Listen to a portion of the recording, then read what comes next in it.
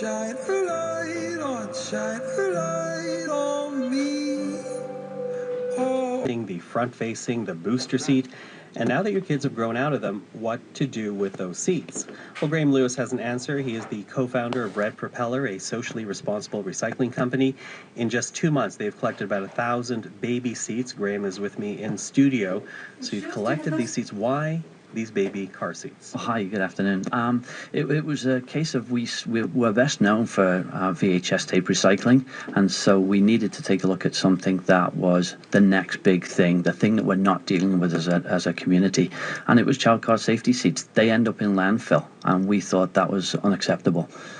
And they end up in landfill, because you're not supposed to reuse these seats. They do have expiration dates on, and also if they've been in an accident, a motor vehicle accident, then they have to be replaced and renewed. So they still get thrown out, no matter whether it's an accident or through expiration, they end up in landfill.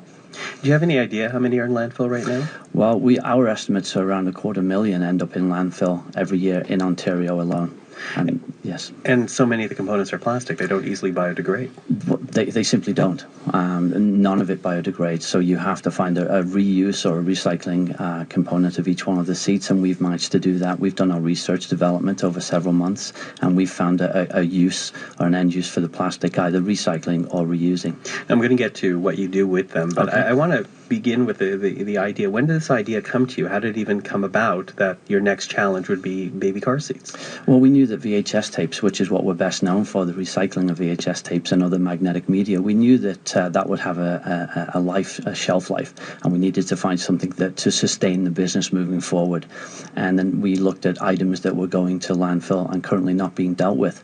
Car seats made absolute sense. Baby seats, booster seats, they are so big and bulky and contain so much weight in plastic. And did you turn to municipalities and do a survey, or you just spoke to the people that you knew in your community to come up with suggestions? It was a combination of municipalities. It was our experience within the recycling industry. It was recycling commercial businesses as well, and asked what are the challenges in recycling seats? Why aren't people doing it? What can we do to assist to do that? Where's the bottleneck? We addressed all those issues pre-production or pre-dismantling. So dismantle the safety seats for me. What are the materials in that seat, and what are you doing with them now? Well, the most widely known is polypropylene, which is the bulk of the baby seat. The rest of the seat is made up of a variety of smaller plastics, not well known, so polypropylene is the bulk. You have the fabric from the car seat itself, and then you have the safety straps, which are the same safety straps as we find in every vehicle that we buckle into every day. So they're the three main components. And what do you do with them? Well, the polypropylene is actually broken down using a granulator, so it's made into smaller plastic chunks. We then forward that onto recycling companies. The seat belt, the child car safety seat belt, is actually given away to another reuse, such as manufacturing bag straps and things like that. The fabric goes onto other recycling units that mix it as a blending material. Well, it's interesting because if you go, for example, to clothing donation boxes through the city, oftentimes you'll see these safety seats sitting there, people not knowing what to do with the car seats. How do they get their car seat to you? Because these companies are collecting clothes, they're not collecting these car seats. And typically, and that's a really astute question, because what happens is that those seats then get tossed aside by the recycling, those organizations that collect textiles. And you're right, they don't want the seats, so they simply dispose of them into their garbage, and it's picked up and ends up in landfill the same way. We have now set about understanding what the supply chain is for those seats, how we can interact and create partnerships that remove it from their system into our system, so we all benefit. Mm-hmm. So how big is your operation right now? We're growing. We've cut our teeth, if you so will, on VHS tape. So we were able to iron out all the bugs and get the processes right and hire the right types of people with the right mindset.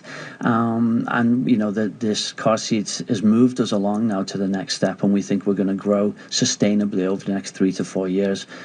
So an amazing task that you're tackling here, but you should also talk about your workforce, because you're also giving employment opportunities to people who might not have those opportunities otherwise. That's very true, and I'm a very big proponent of human equity, and I think it's very easy to set up production schedules, not paying too much attention to the actual person who's trying to achieve those outputs.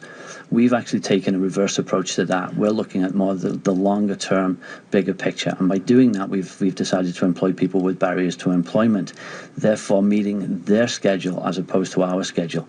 So certainly the outputs are harder to attain, but it's much more rewarding because we're employing people for the longer term. Explain that, barriers to employment.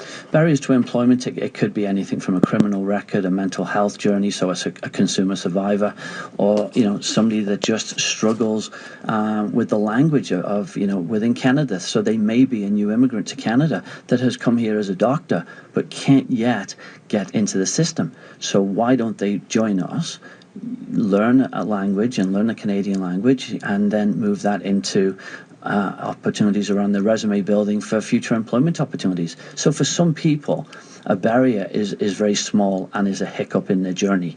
It's transitional, but we also offer full-time employment. Which is amazing. Excuse me, which is amazing to hear. So recycling and building community. Graham, thank you for coming out to the program today and sharing it with us. You're very welcome. Thank you. And that is Graham Lewis. He's the co-founder of Red Propeller. Their next car seat drop-off event, we should say, is at Silly Goose Kids on the Danforth on November the 26th.